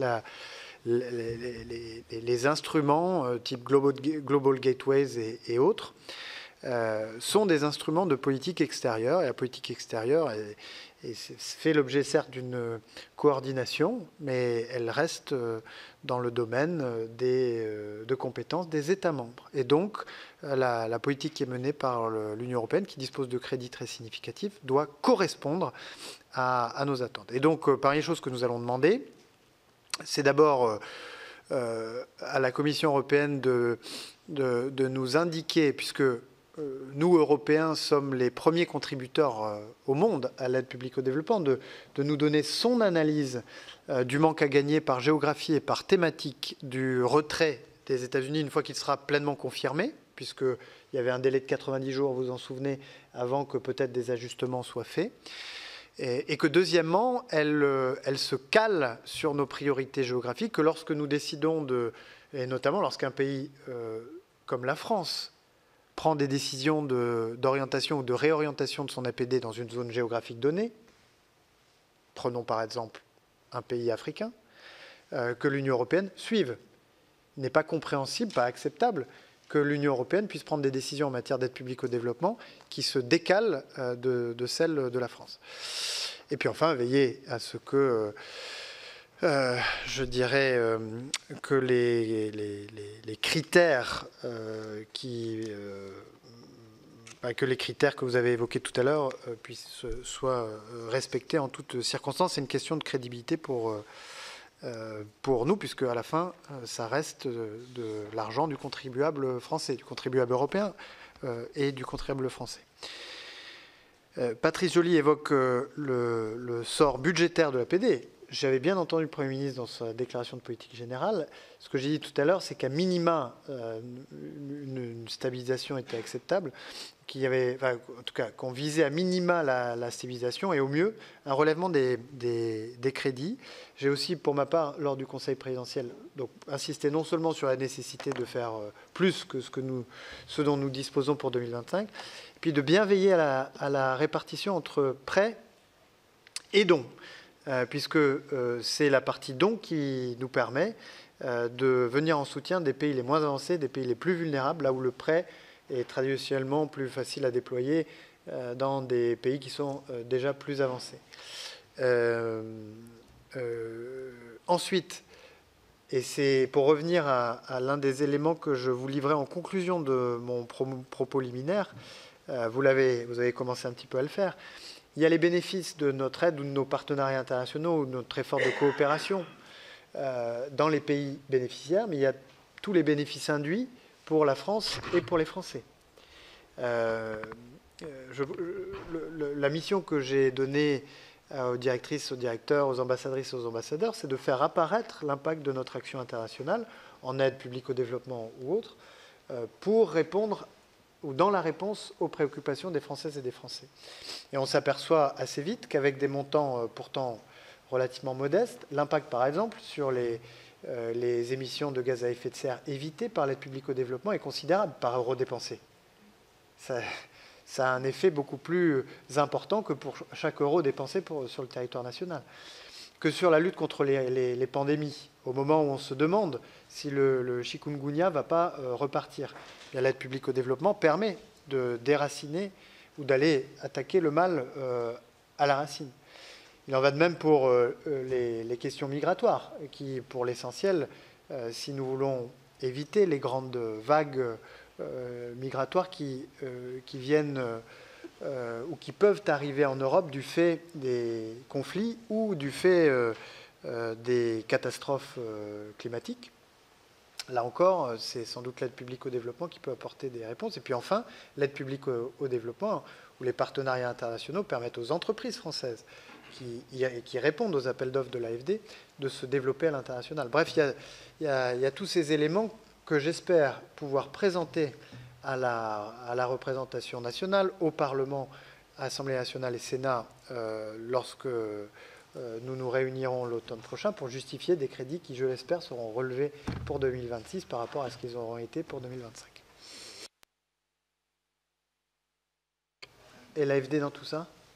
Quel nouveau positionnement, quelle modalité d'intervention, dès lors que les crédits, enfin, notamment les dons resteront limités. Prends le micro. Excusez-moi. Oui, je le disais, l'AFD, au regard, aujourd'hui, on voit bien que ces activités ont été entravées par les crédits budgétaires qui ne l'ont pas été alloués pour les montants correspondant aux années précédentes, et donc avec une capacité à apporter des dons qui sont en diminution, ce qui conduit en fait l'activité de l'AFD à se réorienter principalement sur les logiques de développement et moins en matière d'accompagnement d'un certain nombre d'actions en faveur de social, humanitaire, sanitaire, etc. Et donc la question du positionnement de l'AFD comme opérateur de l'aide publique au développement, dans ces conditions, peut ou doit être repensée. Oui.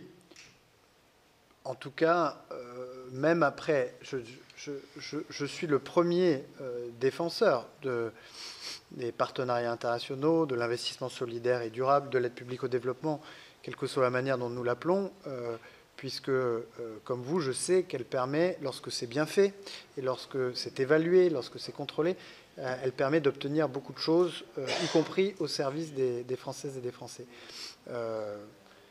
La dotation de l'État à l'AFD pour la partie don des activités de l'AFD reste quand même très significative et supérieure à 600 millions d'euros. Donc on n'a pas complètement replié les voiles sur la partie don. Ce que j'ai plaidé au Conseil présidentiel, c'est d'aller le plus loin possible sur le réarmement budgétaire du programme 209, et puis une attention à bien préserver l'équilibre entre dons et prêts pour l'atteinte de l'objectif fixé, qui est celui... Alors, l'objectif va évoluer légèrement. On était 50% de l'aide publique au développement aux pays les moins avancés. L'objectif va être désormais 60% aux pays vulnérables, c'est-à-dire les pays les moins avancés auxquels vont s'ajouter une dizaine, sans doute, à partir d'indicateurs très clairs et internationaux, de pays qui ne sont pas dans la catégorie des pays moins avancés, mais qui ont des vulnérabilités particulières qui méritent qu'on puisse les soulager avec de l'investissement solidaire et durable, de l'aide publique au développement. Donc pour atteindre cette cible, il faut préserver la part en don de notre aide publique au développement. Et c'est ce pourquoi j'ai plaidé et j'espère avoir eu gain de cause. Bien. Mes chers collègues, nous arrivons à la fin de cette audition. Merci, Monsieur le Ministre, pour ce point d'actualité sur énormément de sujets. Il y en a beaucoup dans le monde. Peut-être pour conclure, je tenterai une dernière question. Vous avez parlé d'une nouvelle phase dans les relations bilatérales avec l'Algérie. Vous ne nous avez pas parlé du sort de Boualem Sansal. Est-ce que vous pouvez nous dire quelque chose? Oui, bien sûr. Je pensais être... Ah oui, vous avez raison, je pensais être interrogé dans les questions et j'aurais dû le faire dans mon introduction liminaire. Nous sommes évidemment très préoccupés, toujours très préoccupés par la détention de Boualem Sansal, les conditions de sa détention, son état de santé. Comme l'avait fait le président de la République lors de son échange avec le président Tebboune le 31 mars, j'ai pour ma part ce dimanche appelé à un geste de clémence et d'humanité, le président Tebboune, étant donné l'âge et l'état de santé de notre compatriote. Bien, c'est bien noté. Merci, Monsieur le Ministre. Merci, chers collègues, pour tous ceux qui sont restés. Puis je vous donne rendez-vous demain matin à 9 h. Bonne fin d'après-midi.